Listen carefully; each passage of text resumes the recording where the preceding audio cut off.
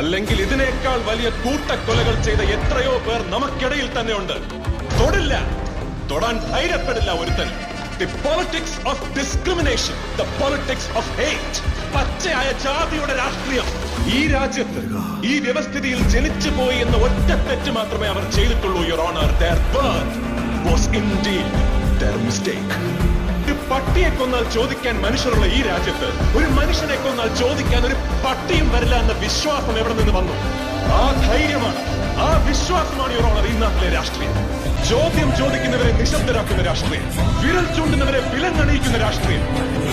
പക്ഷെ എത്ര നിശബ്ദരാക്കിയാൽ, ഏത് തുറങ്കിലടച്ചാലും ചോദ്യം ചോദിക്കുക തന്നെ ചെയ്യും. ഉത്തരം തന്നേ പറ്റൂ.